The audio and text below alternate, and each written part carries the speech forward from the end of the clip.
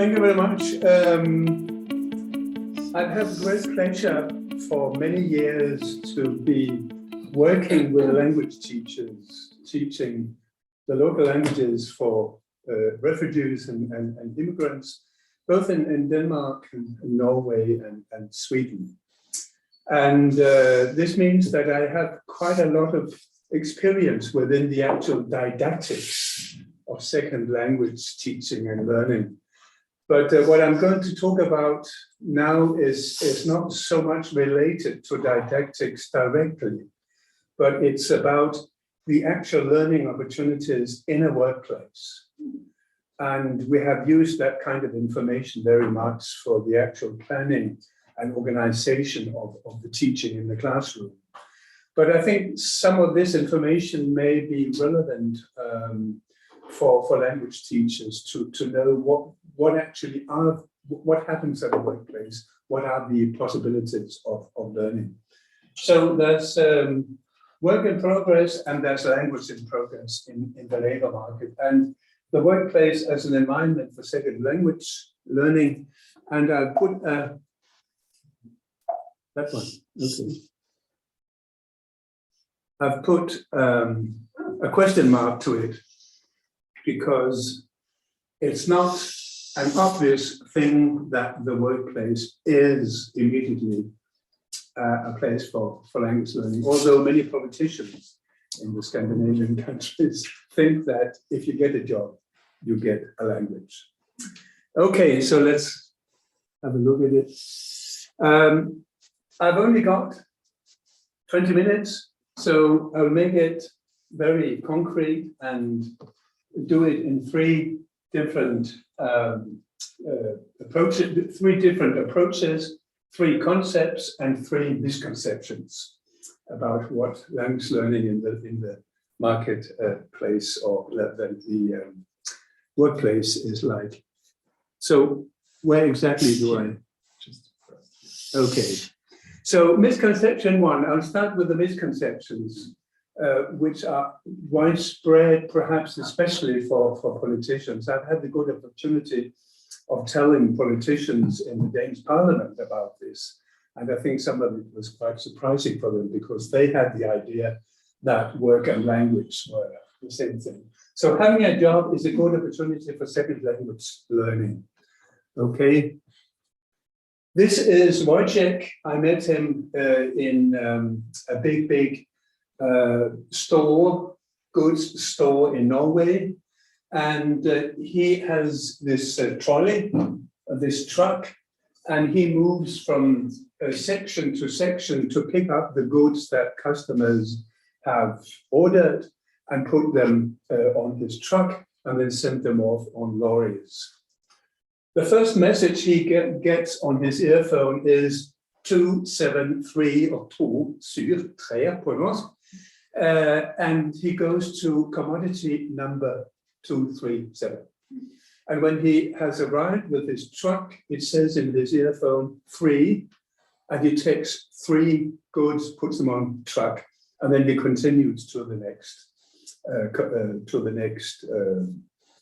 order. If he is able to use the numbers from 1 to 10 in Norwegian, he can cope with a whole full day in his workplace. So that's all the language he needs, and it's all the kind of language he will learn when he is doing his job. And I have many other examples from different workplaces where people use very little language in their workplace. Karin Sandvall in Stockholm has written a PhD about this and made recordings of the language in a workplace. And she has examples of one workday with about 2 minutes of actual communication in many jobs. So that's a starting point for discussing to what extent is a workplace a good place for language learning. Now, if we look, this is what he should be able to do. But if we look closer at it, he has actually got to write, if there are any accidents, he has got to make a little report. If there are breakdowns, he has got to report the breakdowns.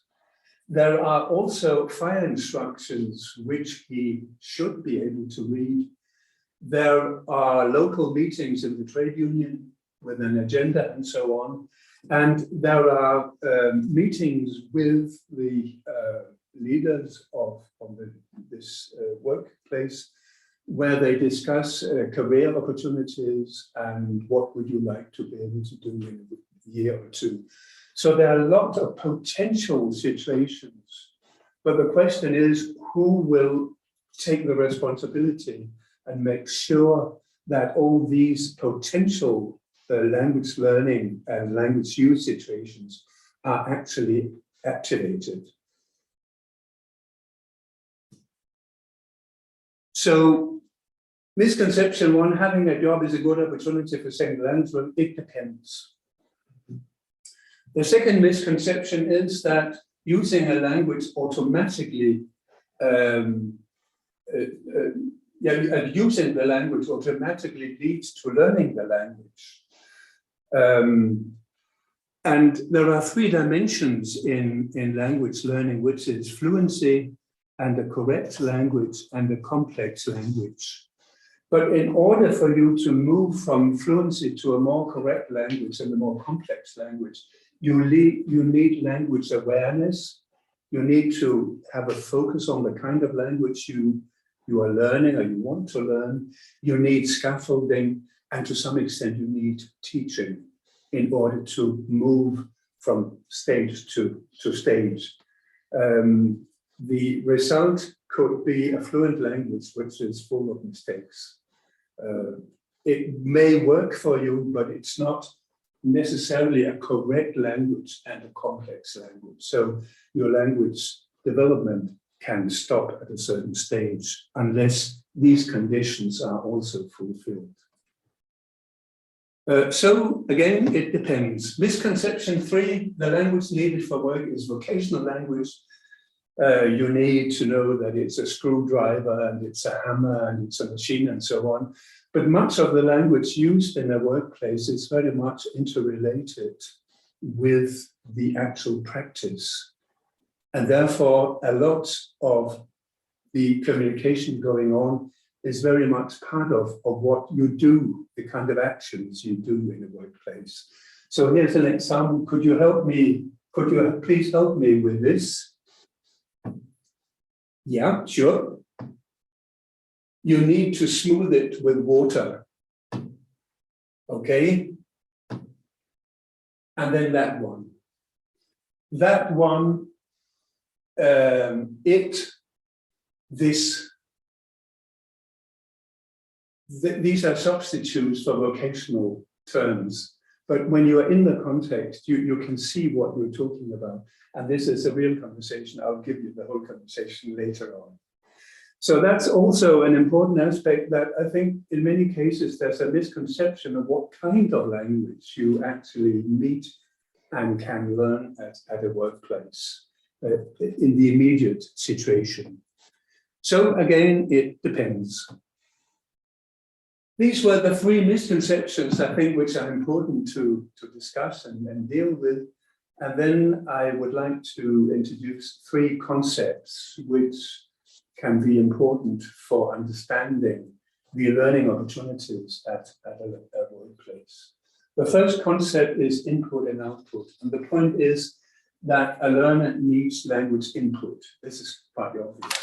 And as I said, and the many other examples, in many workplaces, there is a very limited amount of immediate input.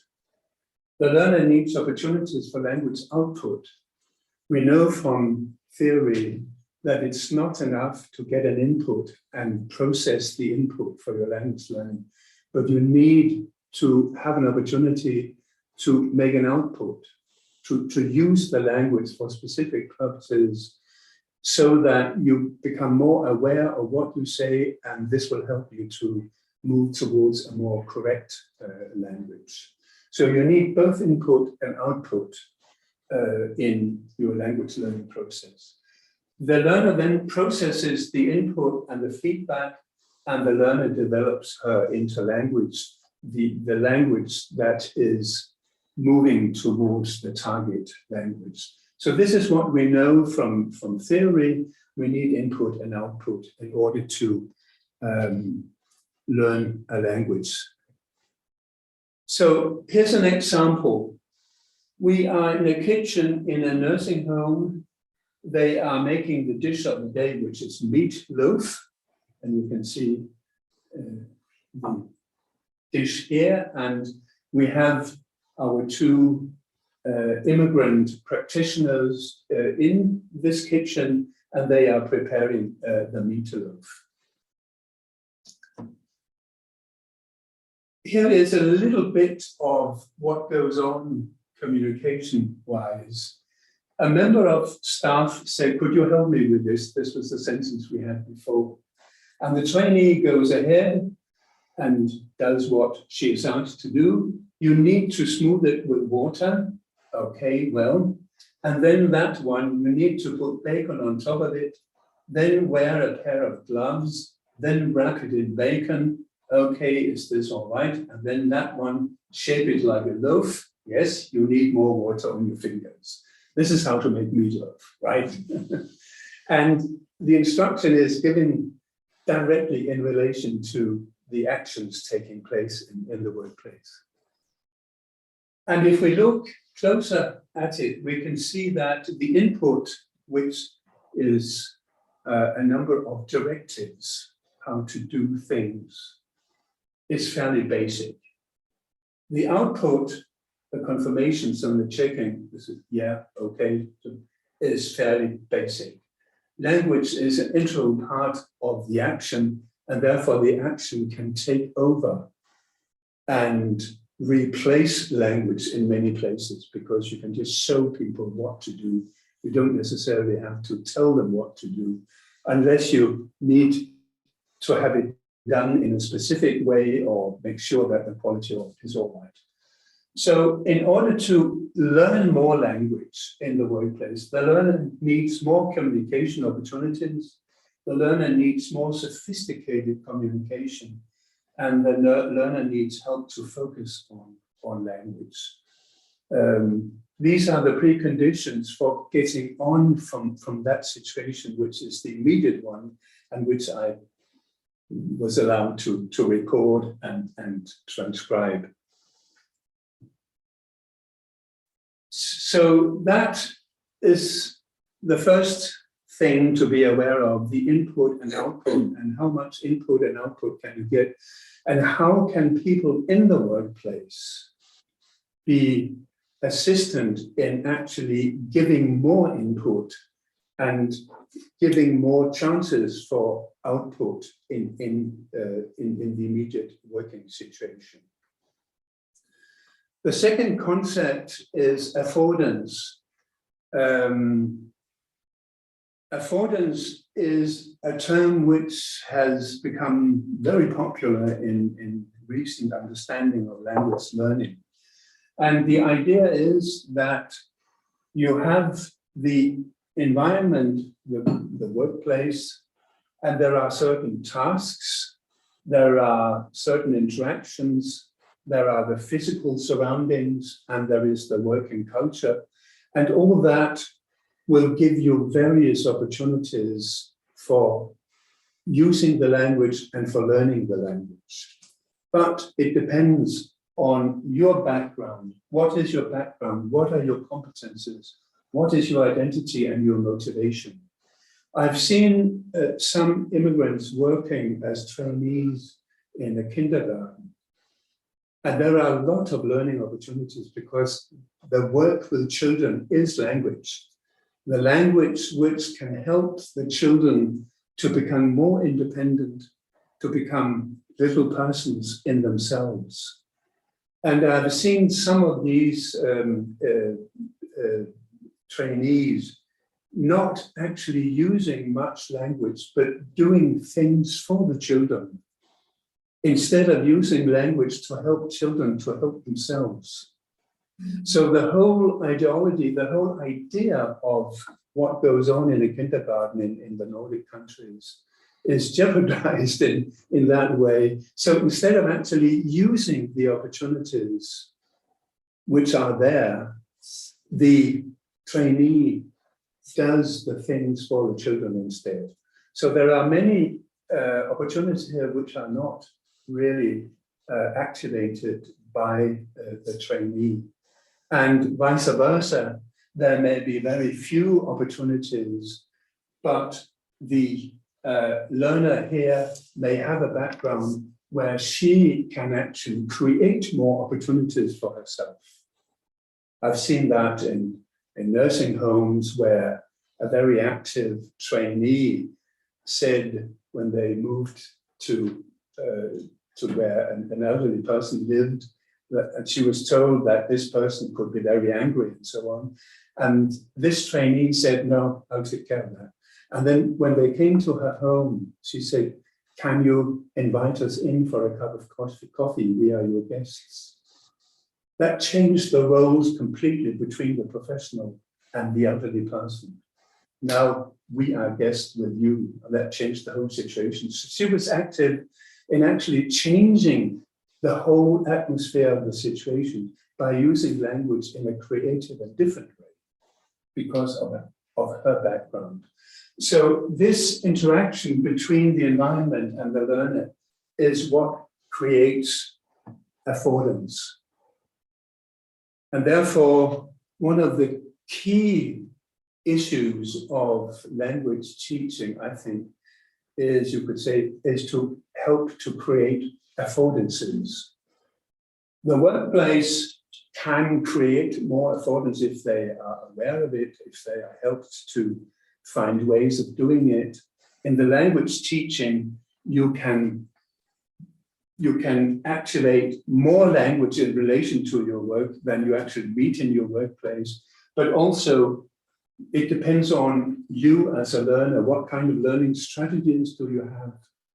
What kind of identity do you find you have in relation to your work? If you're not interested at all, if you don't see any future in the kind of work you're doing, then you will not be very motivated immediately for actually trying to learn more language or be more creative.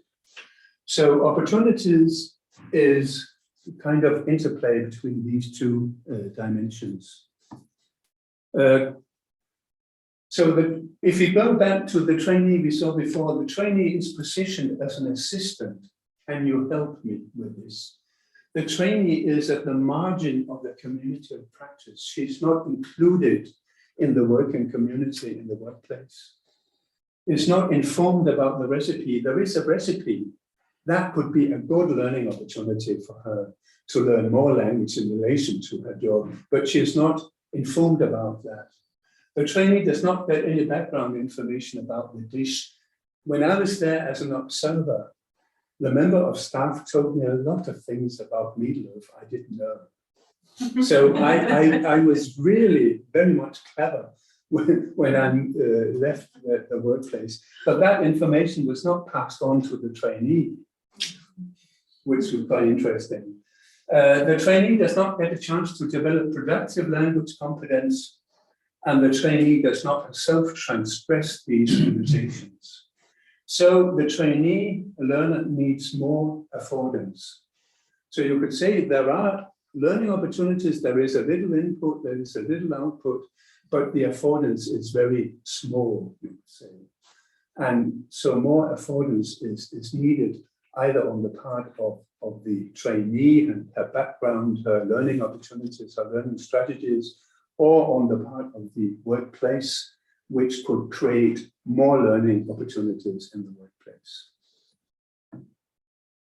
Concept number 3, and if you look at the first concept, input-output, which is very much related to community language teaching, and affordance, which is very much related to a more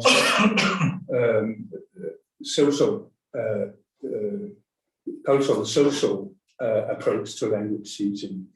Then you could add a third dimension, which is biography. And to me, this is one of the most important aspects of language learning. This is what are the life perspectives in what you do. why are you here? Why do you want to learn the language? What kind of life do you see in front of you? What kind of biography can you imagine? And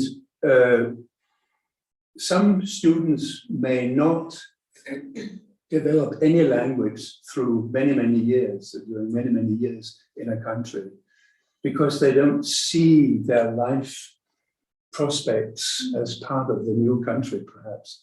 This is a person of the opposite kind. She was born in Ethiopia, lives in Denmark with husband, 2 children, violent husband. Husband spends all money on gambling, no food, crisis center, legal help. Wants to get back to home family protection, but is not allowed by the authorities. Later has to go back home, but now the children want to stay. Wait several years for decision about to stay in Denmark, works as a cook and attends language classes. And the dream is that she wants to have her own restaurant. There are so many obstacles in her life, but her biography is, I want to. I want to have a life. I want to have my own restaurant. She has got it now. It is my hometown, and you can go there and you get nice Ethiopian food. So in spite of all the obstacles, she made it. So the biography and her language is very good. So your biography is a deciding factor in your possibilities for actually learning the language, your motivation for learning the language. So it must make sense to me.